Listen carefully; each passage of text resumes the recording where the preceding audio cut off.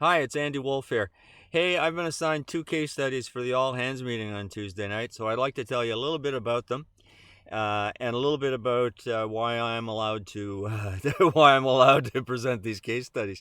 Okay, so the first case study is a U16 slalom, and it's obstruction with a rerun request. So we have a jury for this case study.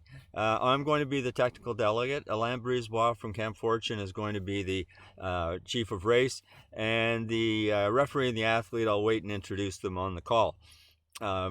So it's the first instance we have to determine if a rerun should be valid, what we do about a provisional rerun, and then we're going to end up dealing with protests and video evidence and a number of things like that. So that's one case study, and that's going to be, I hope it's lively. Not most jury discussions are, but this one's going to be. I guarantee it. Okay, the second case study is a Where's Waldo case. It's a U14 GS. It's a race that's in the Alpine, and it's a single race run that we're watching. And it's an observational case study. And it's one where we're going to watch the case study several times. There's an incident that takes place near the finish, and we're going to analyze how that race run was organized, and what we might do different in the region if we were running the same type of race. So during that case study, we're going to break into different chat groups, and then come back and get the opinions from these different groups. So what kind of groups do we have? Well, we're going to have the coaches talking in one group, and they're going to look at this from a coaches and referees perspective as to how they might deal with it.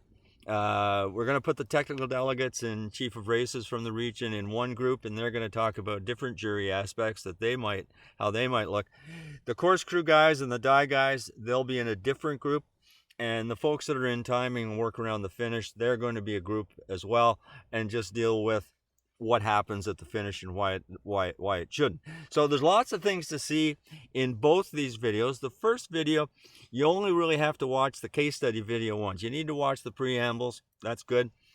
But for the U14 GS, you're going to want to watch this over and over and over again. So there's lots of opportunity. In the document that you're going to see just after watching this video, there's links to everything. Now, between now and the meeting, if you think you need to talk to me about something or would like to, my telephone number is 613-220-2442. That's 613-220-2442. My email is andy@wolff with two F's.ca, andy@wolff.ca. My blog is Andy Wolff's Official Ski Racing blog, and if you just do a Google on Andy Wolff Alpine, it should be at the top of the list. Okay, so looking forward to Tuesday night. Why do I get to do this? I've been officiating in the region since, I don't know, 1990, so 29, 30 years, something like that. My kids started racing at Vorlage, and we raced out of there for a long time. And then after then I was with another group of kids over at Camp Fortune for a bit. And now that I have no kids in the program, in any programs, I spent a lot of time at races. I've been a FIS technical delegate for 20 years. And last year, for instance, I think I was on a race hill 65, 70 days. And those range from Nancy Green races, which are my favorites, to World Cup at Killington last year. Normally, I don't get to a lot of these all hands meetings, because normally this week I would be at Lake Louise building the race course for the World Cup races, because I've worked at that. The other thing that I've done from a course perspective, I was chief of course for the ladies technical events at the 2010 Winter Games. And so I do have some expertise, and I'm very particular about how people should need to know the rules and how they implement them. And the whole purpose that we have the all hands meeting is so that we can all be on the same page this year, that no matter which age group or which venue you're racing at, that officials will analyze the same set of circumstances, similar sets of circumstances, and come to the similar conclusions that we're coming to tonight.